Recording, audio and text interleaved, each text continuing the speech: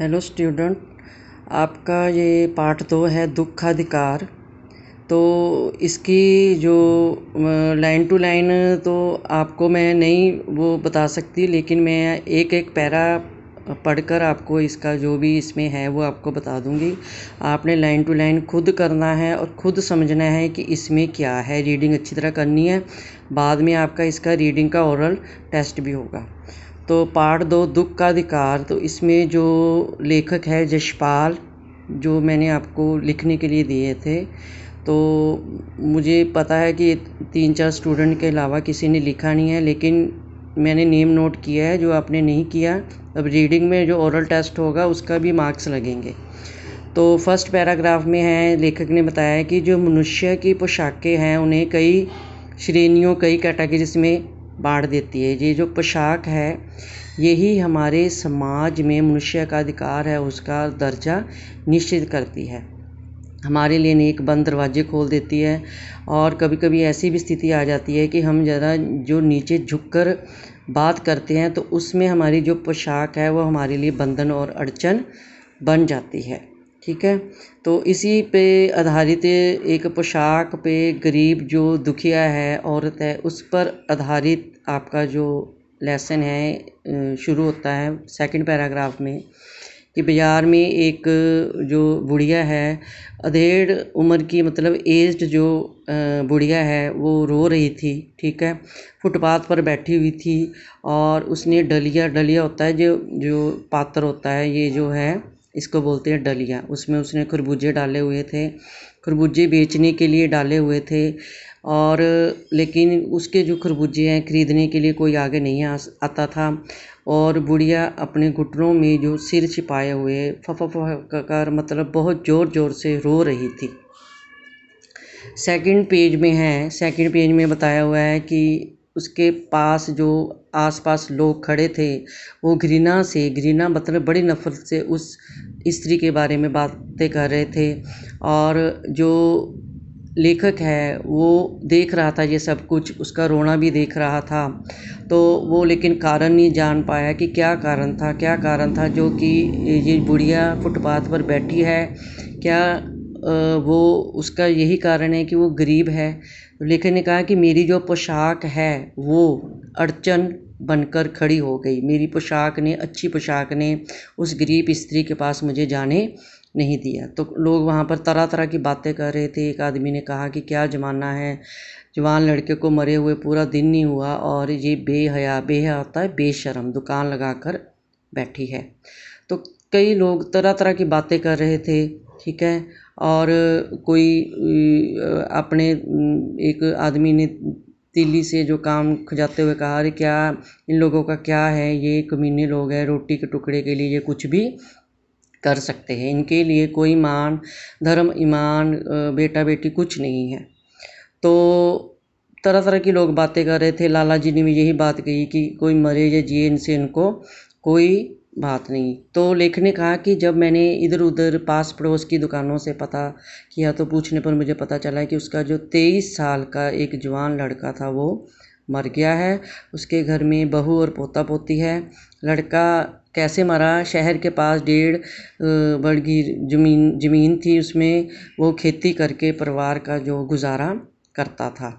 तो एक बार क्या हुआ कि परसों सुबह जो पक्के खरबूजे चुन रहा था तो गीली जो थी गीली जगह थी, उसमें वो जैसे ही आराम करने के लेटा तो एक सांप ने उस लड़के का जो पैर है वो डस लिया। तो लड़के को डसने से ही लड़के की मृत्यु होगी। लेकिन बुढ़िया को कुछ भी होश नहीं रहा, वो पागल सी होगी, बावली होकर मतलब पागल सी होगी। और ओझा होता है साधु जो झाड़ फूँक करते हैं, उनको बुला लाई और उसने झाड़ना फूँकना किया, पूजा के लिए दान दक्षिणा दिया। घर में जो भी, बुढ़िया ने कहा कि कुछ आटा और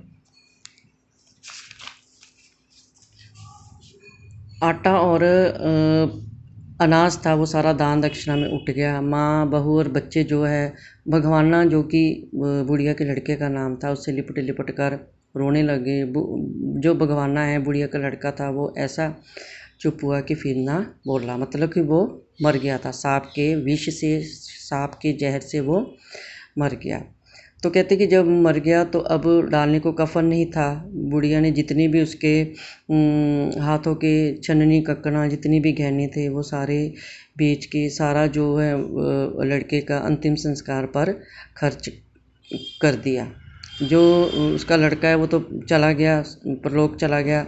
घर में खाने को कुछ नहीं था, जो थोड़ा बहुता था वो सारा उसके संस्कार में खर्च हो गया। तो जो बच्चे हैं, लड़के के बच्चे हैं, वो सारे भूख से बिलबिलाने लगे, तड़पने लगे। ठीक है, तो उसकी जो दादी ने उन्हें खाने के लिए खरबूजे दे दिए, लेकिन जो बहू है उसको क्या देती। बहू को बहुत तेज बुखार था, उसका जो बदन है तवे की तरह तप रहा था। ठीक है, तो फिर बुढ़िया ने रोते रोते आंखें पोंछते जो उसके लड़के के इकट्ठे किए हुए खरबूजे थे डलिया में डाले और समेट कर बाजार की ओर चलेगी। और कोई चारा भी नहीं था, चारा मतलब उपाय नहीं था। बुढ़िया खरबूजे बेचने का साहस हिम्मत करके आई थी, परंतु सिर पर चादर लपेटे, सिर को घुटनों पर टकाए वो बहुत ज़ोर ज़ोर से रो रही थी। कल जिसका बेटा मर गया, आज वो बाज़ार में सौदा बेच रही है। हाय रे पत्थर दी। तो ये सब लेखक सोच रहा है, लेखक कह रहा है। लेखक को जब ये चीज़ पता चली कि बुढ़िया के बारे में लोग तरह तरह की बातें कर रहे हैं, तो तब उसने ये जो इस लेसन में बुढ़िया के बारे में कहा। तो उसको एक याद आ गया पिछले साल का लेखक को कि उसके पड़ोस में भी एक महिला थी जिसके पुत्र की मृत्यु हो गई थी। तो उसकी बात वो सोचने लगा कि वो जो महिला थी, संभ्रांत महिला, सम्राट होता है कि काफ़ी एज्ड थी महिला, उसके भी पुत्र की मृत्यु हो गई। उसके बाद कहती वो 2.5 मास होता है, 2.5 मंथ होते हैं जो, वो पलंग से ना उठ सकी। जब भी वो उठती थी 15-15 मिनट बाद उसे पुत्र वियोग में, पुत्र पीड़ा में मूर्छा आ जाती थी, बेहोशी आ जाती थी। ठीक है, और मूर्छा ना आने की अवस्था में आँखों से जो आंसू हैं वो रुकते नहीं थे, और हर समय 2-2 डॉक्टर उसके सराहने बैठे रहते। तो उसको, लेखक को उसकी पड़ोस की जो महिला है उसकी याद ये बुढ़िया को देखकर आ गई। तो जब मन को कोई रास्ता नहीं मिलता है तो बेचैनी से कदम तेज हो जाते हैं। उसी हालत में नाक ऊपर उठाए राह चलते से ठोकरें खाता मैं, मतलब लेखक, चला जा रहा था, सोची जा रहा था कि लास्ट में इस लेसन से रिलेटेड उन्होंने लाइन दी है, दुख का अधिकार, कि शोक करने, गम मनाने के लिए भी सहूलियत चाहिए और दुखी होने का भी एक अधिकार होता है। मतलब इस लेसन में हमें ये पता चलता है कि अगर कोई अमीर है तो दुख मनाने का अधिकार सिर्फ उसी को है, गरीब को नहीं है। अगर ये बुढ़िया गरीब थी, दुखी थी, इसका लड़का मर गया था, तो ये अपनी खुशी से खरबूजे बेचने नहीं गई थी, बल्कि अपनी बहू और बच्चों की मजबूरी के लिए, भूख के लिए ही बाज़ार में गई थी। लेकिन जो लोग हैं उन्होंने उसकी मजबूरी नहीं देखी, बल्कि उसके लड़के के बारे में, मरे हुए लड़के के बारे में, उसके बारे में तरह तरह की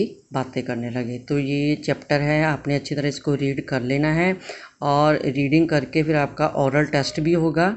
ठीक है, इसी तरह जैसे मैंने आपको समझाया है उसके बाद फिर हम प्रश्न उत्तर करेंगे। Thank you.